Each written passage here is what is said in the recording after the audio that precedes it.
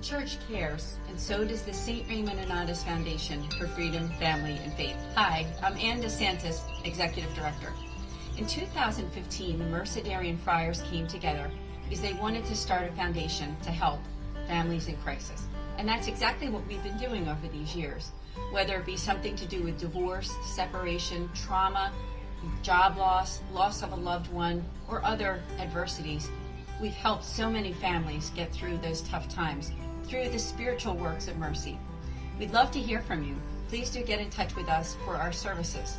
They are prayer, priestly consultation, podcasts and videos, and programs and events. We look forward to hearing from you. Just go to nonotus.org and get in touch with me. I look forward to hearing from you. God bless.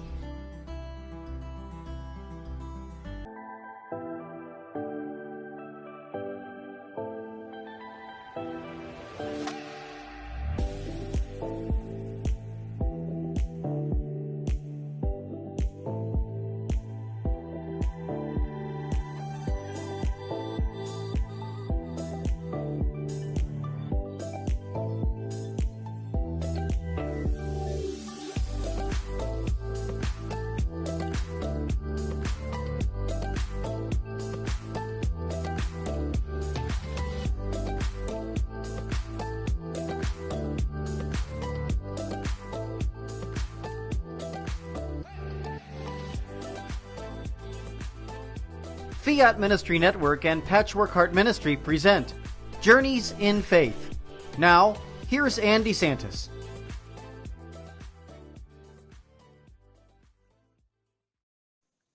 Good evening. Welcome to a brand new season of Journeys in Faith with Anne DeSantis on Fiat Ministry Network. It's great to be back.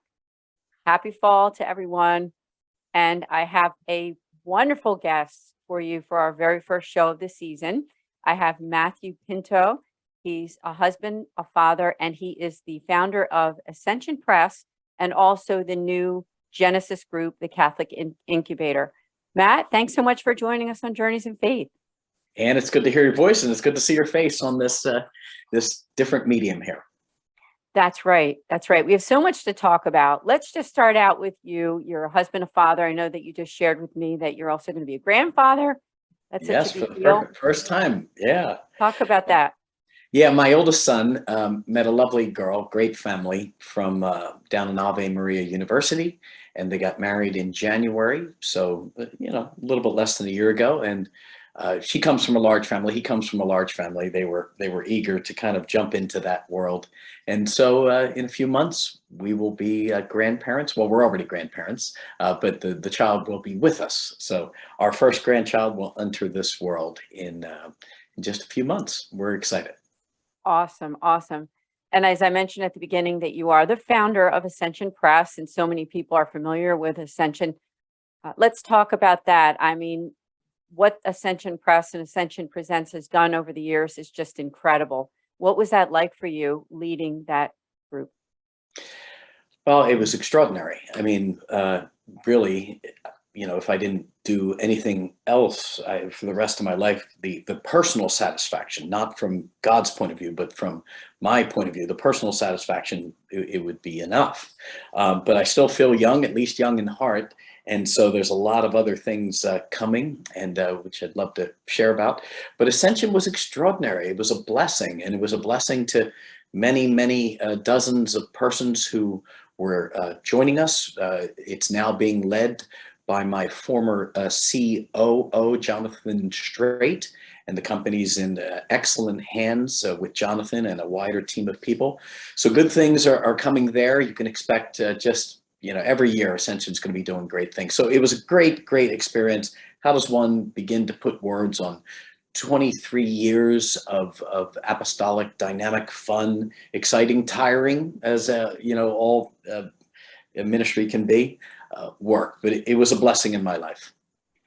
It was a blessing in your life, mine, and so many other people. And I'm sure a lot of people who are watching this program. And I just encourage everybody to continue to subscribe to Ascension Press, Ascension Presents, for all of the great work that they're doing, for wonderful Catholic content, both in print media and also obviously in those wonderful videos that we're all very familiar with. And so here's my question of the day for you, Matt, and I'm referring to the Catholic cryptoconference.com website. My question is, what should Catholics make of cryptocurrency, blockchain, and Web 3.0? That's right from your website. And I'm so glad that I got a phone call from you. I guess it was maybe 6 weeks ago or so, telling me about what you're doing now and about this wonderful conference that I personally am very excited to attend. Well, great. Just by way of a little bit of background. So in discerning the next phase of my life, because again, I feel young at heart, and really there is no real retirement for those of us who love the Lord, and you look at the world and see all that needs to be done. So the next phase of my life, in context, is an entity called the Genesis Group, and you can see the logo there on the screen. The Genesis Group is a Catholic incubator. We might move into kind of venture capital, but not like the secular world does, really helping Catholic ministries that are either already existing accelerate their work, or Catholic entities that don't exist incubate their work. So, through a combination of helping with business plans and looking at plans in general for profits or nonprofits to help Catholic ministries. And I've set a personal goal that in the next 10 years, I and the team of people with me, we want to start 20 new Catholic ministries and businesses. And 2 a year we think is very doable. And frankly, if we bring in the whole kind of Shark Tank, we call it dolphin tank approach, well, then many other ideas can come to us and we might be able to give them seed funding. So 20 is just the entities that we want to start. Well, one of those endeavors is an idea that I conceived of. In fact, I'm going to switch a screen for you there. This Catholic crypto conference. And before people kind of shut down in hearing that word crypto, because it's in the news at times and people are combination curious, combination a little scared, skeptical. I get it. I've been through all those emotions. I want to share just a quick analogy or a comparison that I think will maybe help people see what we're talking about. First off, the word crypto, in the way that I'm using it and the way that many use it, is in the broad sense of the word. It's not just cryptocurrency like Bitcoin and Ethereum and others. Crypto is the broad word for blockchain, Web 3.0, the metaverse, which is scaring some people, NFTs, non-fungible tokens, something called smart contracts, something called decentralized finance.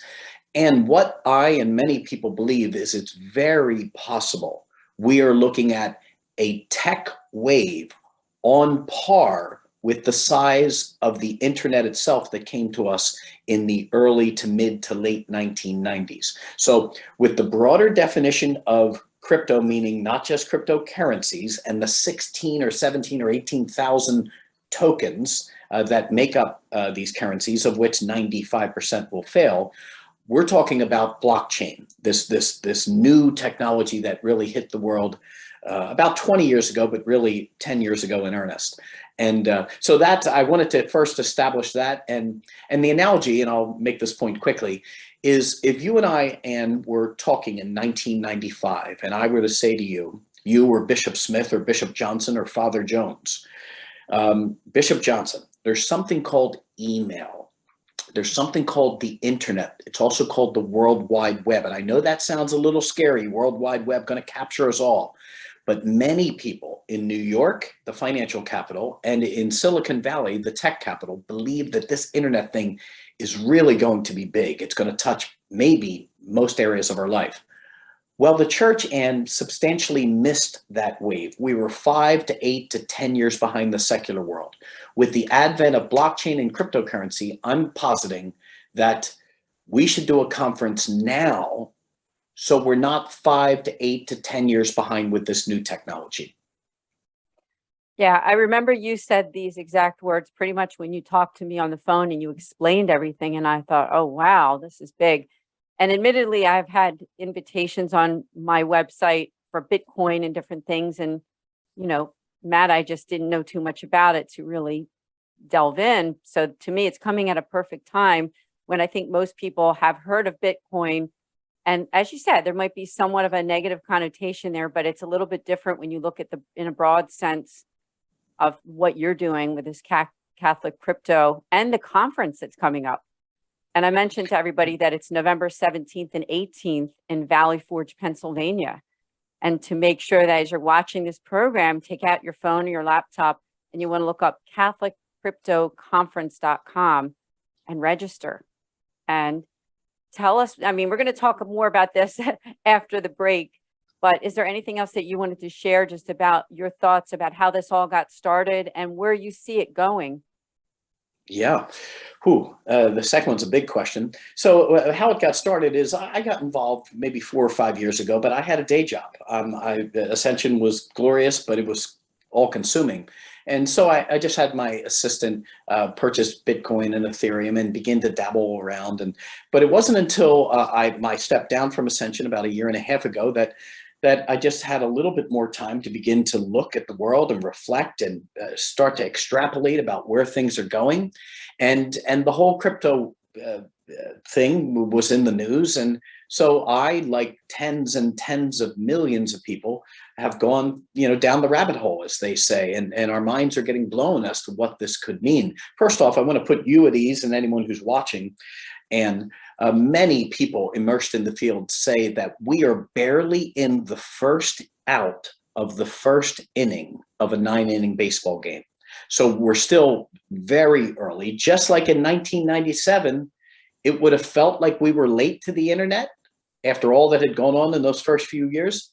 But look now, in the year 2022, 2023 soon, we realized 1997 was the first out of the first inning of a 9-inning baseball game. So we could talk about that in a little bit more detail, including what this could all mean. And I'll give some case studies and examples of how crypto, blockchain, and other things are being used when we come back. That would be great. So everyone stay with us. We will be right back here on Journeys in Faith. There's a lot more to learn here with Matt Pinto. See you in a few.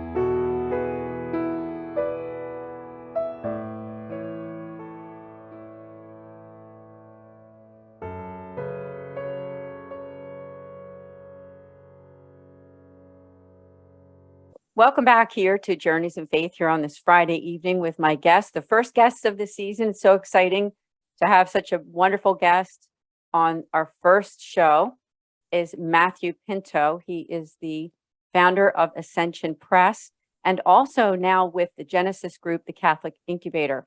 During the first half of the show, talk a little bit about his life, faith, and mission, but we're going to just delve right back into where we were, Matt, if you could.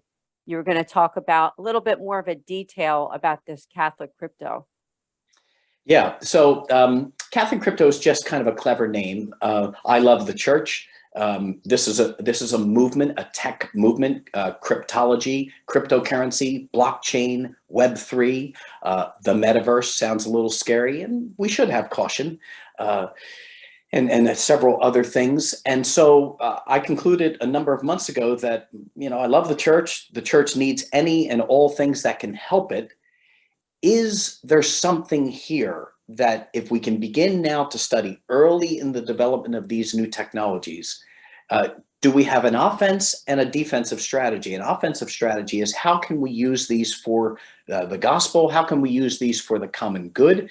The defensive strategy, Anne, is we Catholics need to have a seat at the table in the early days of development so we can have our voice be heard and hopefully mitigate misuses. A third reason, and besides the offensive and defensive concepts of why we should do this conference, is I've been learning in the recent months that there are serious Catholics who love their faith, totally immersed in this crypto, blockchain, Web3 space. And so the purpose of the conference in part was to kind of unearth them, to find out who's who and to bring them all together and let them know that they have people in the field who share their worldview, to give encouragement, maybe strategy. And so we're already seeing with the speakers we have about 25 speakers. We're going to end up with about 30 speakers. And about a third, Anne, of our speakers are non-Catholic. I said to them, a little bit tongue in cheek, I said to them, not only do you not need to be Catholic, but you don't even need to like the church. As long as you can deliver your expertise to this particular group of Catholics so we can learn about your expertise. So there's always a chance that someone is speaking who may personally, I don't know, but may personally be living a lifestyle contrary to the faith. I would say, let's pray for that person. Let's bring them into a Catholic environment for them to see the liturgy and meet good people. Let's hear their expertise, and then just be patient in those regards. Anyone who knows me knows I love the Lord. I believe every ounce of the deposit of faith. But if there is a means by which the church can be advanced, we're allowed to have persons who can contribute, as long as they're not causing public scandal. So I don't even, maybe that's a big, long-winded way of overstating something, but we have non-Catholics. We're going to have non-Catholics present, but it's going to be a beautiful Catholic event because we got great Catholic speakers. We're going to have beautiful liturgies. We're going to have adoration and great things. Wow. I mean, you're making me even more excited about being a part of this, because you invited me because I'm the executive director for a Catholic nonprofit, and we want to get on board. I mean, we want to learn as much as we can and be educated on all this and not fall behind, like as you discussed, that what happened even with the internet, like be there right at the beginning of that ball game, right? And I think it's very important. And so this conference is going to be held in Valley Forge, Pennsylvania. That's outside of the Philadelphia city itself, and right outside in the suburbs there. So please do consider joining us. Matt, talk more about the conference itself. Now, I know it's November 17th and 18th, so it's 2 days. You talked a little bit about the fact that there's going to be a Catholic component to it, obviously, the prayer, the Mass, and then the speakers. And we can learn from those speakers that might not be Catholic, right? Because no doubt. Yeah. And I think it's a good invitation for you, because we're all part of the human family, aren't we?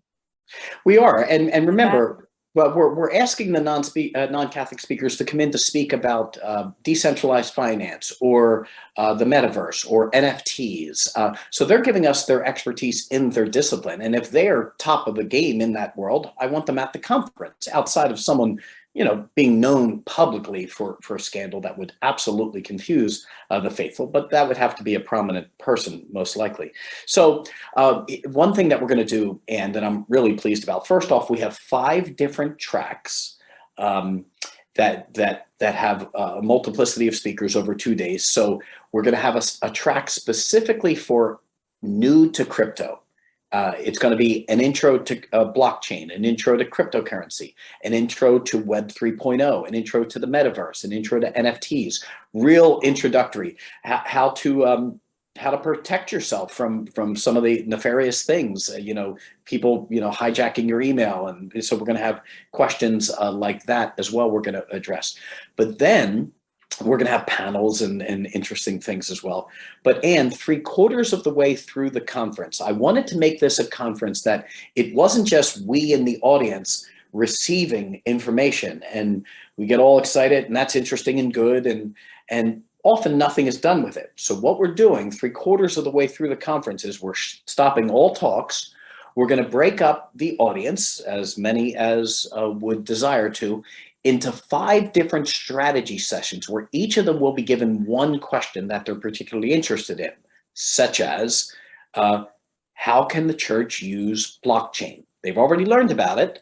Now we want to come up with as many ideas as possible in each of these 5 questions for the purpose of creating a white paper that within 2 months of the conference we can distribute for free as a gift to the church, that here are these new disciplines. Here are what experts and, curious new persons to the field are inquiring might be able to be done with these technologies. So it's going to be very practical, very quick, and we think it's going to be a gift to the church.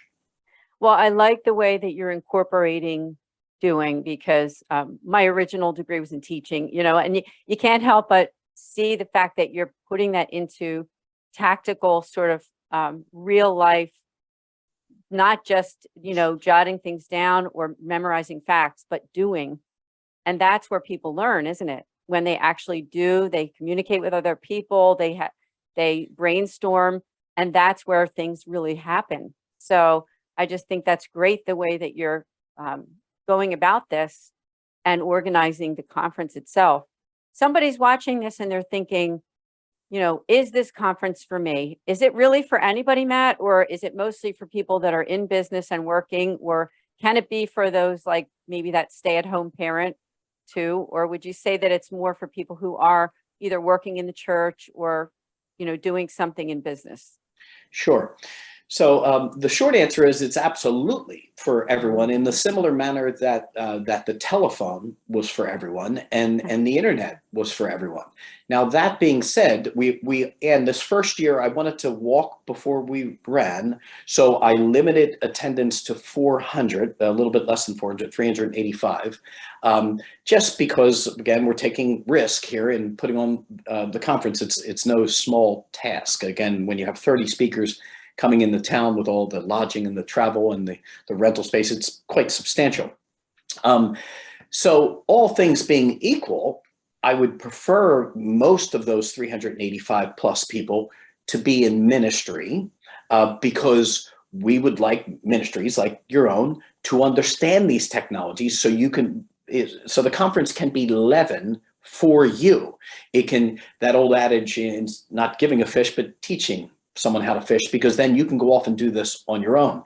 But it is for everyone. And the reason being is most people at some point are concerned about their own family finances. And this is a real advancement in finance. It's a real advancement in technology.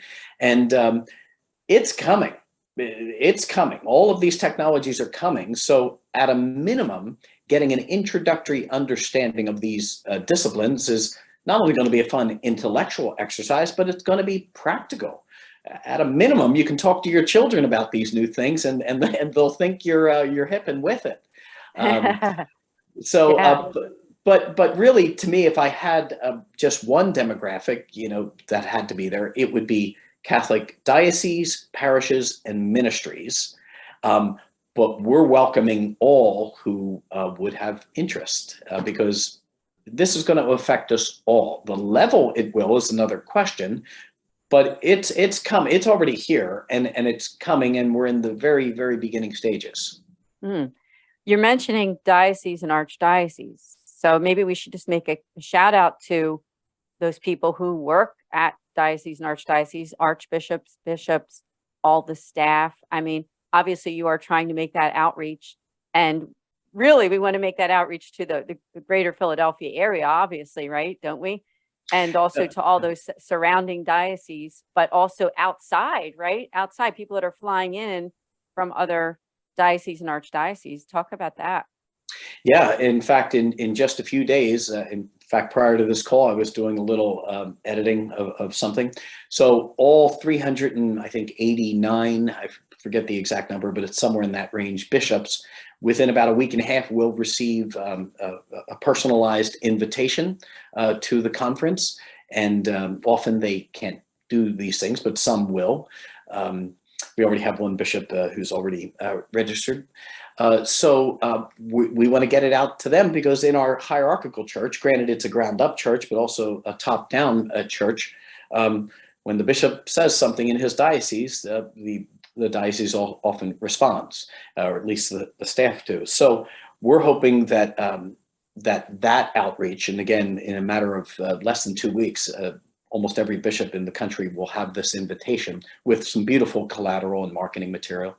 And there is this reality, though, anytime there's a new idea, the internet itself, I'm not sure if you've ever seen that Jane Pauley Bryant Gumbel YouTube video. It's really interesting to watch. Just go on YouTube and type in Jane Pauley email.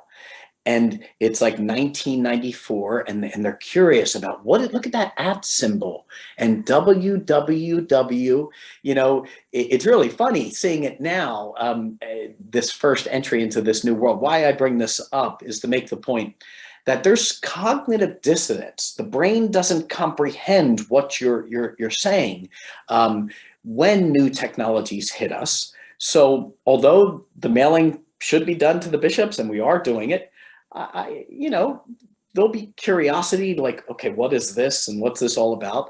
But most people have heard of the words blockchain and Bitcoin and maybe Ethereum and the metaverse. In fact, Facebook changed their name to Meta as the corporate organization. And you don't do that easily unless you think something big is coming. And can you imagine McDonald's changing their name?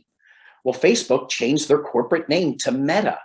And we should be nervous about it, but just because something can be used for evil doesn't mean that it can't be used for good.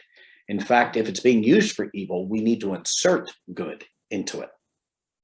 I like that thinking, because there is good that can be extracted from it as we move forward into the future. I mean, I think of churches that are still really doing things by money and check and not doing as much online. Now, a lot of the churches are starting to do a lot more online giving, but wouldn't that be changed, right? I mean, that would be a whole different ball game and would make things, I think, in the end, over time, a lot easier too, wouldn't it? Well, yeah, in some regards, and again, everything has its downside too. I was at a beautiful parish, one of the 2 or 3 most acclaimed parishes in New York City a week ago, and I was giving a little talk, and I wanted some private time beforehand, and so I went to sit in one of the pews in front of the Blessed Sacrament, and every pew had like 6 little Venmo barcodes. Now, in one regard, they might be seen as crass, but in another regard, it was totally helpful to the parish and the people in the pews. You literally needed to just hold your phone up to that barcode. The church would come up, you could type in $5 or $50, hit one button, and it's done. And so the technologies that are coming through blockchain are even more extraordinary. They're that and more. Obviously, though, with any new industry, it's still bumping and bruising. And I do want to make a disclaimer that you hear me now. I'm putting on, as you see, I'm putting on a Catholic crypto conference.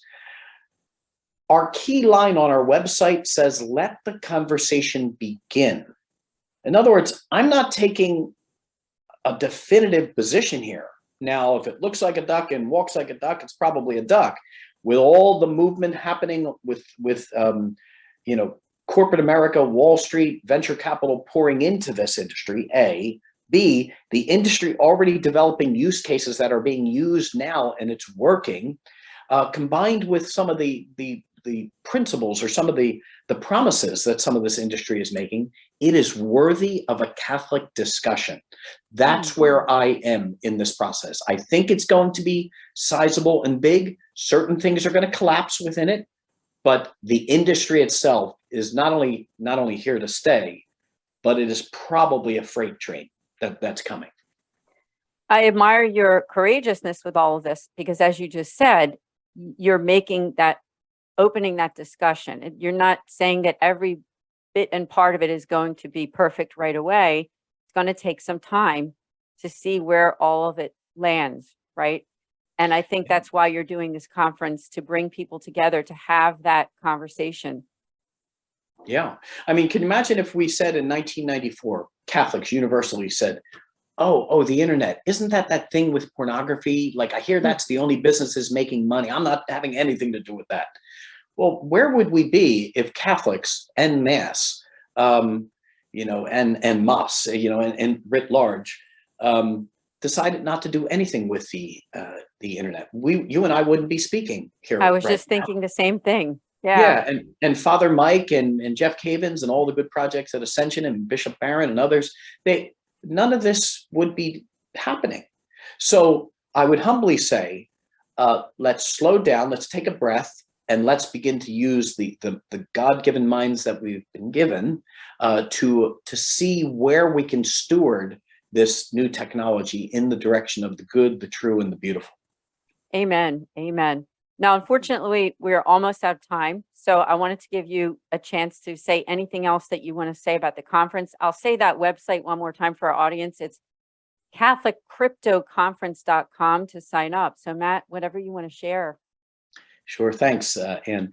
You can learn about the entity that is behind it, the Genesis Group, through a pretty easy to remember URL, web address, CatholicCreation.com, because Genesis is about creating Catholic initiatives, Catholic creation. Think of Genesis, the touching of the finger, God creation. And then you can, through some buttons on that site, you'll see how to get to the Catholic Crypto Conference as well. But I would simply say, and it's not an adage that I throw away lightly, I believe this next statement. Who's ever listening, if you wouldn't mind saying one prayer for us, maybe even right now, maybe as soon as the video ends, to say one Our Father, one Hail Mary, for the success of the conference. I would ask you to consider coming out. I think it's going to be fabulously intriguing and interesting and exciting for anyone who's seeing it. If you're in ministry or work for a diocese or any ministry, or if you have a secular business and you just want to see what blockchain is all about, come out to the conference. And I appreciate you having me on. Thank you, Matt. And it was great to have you as my first guest for this 2022-2023 season. Very exciting. Wishing you all the best. Thank you so much. And we'll see all of you here next week here on Journeys in Faith with Anne DeSantis on Fiat Ministry Network. God bless.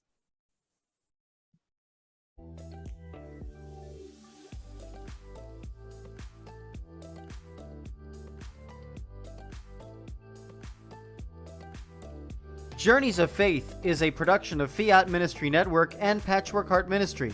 For more information about Journeys of Faith, email info@fiatministrynetwork.tv. And be sure to friend, follow, and like us on social media. Just search Journeys in Faith with Anne DeSantis.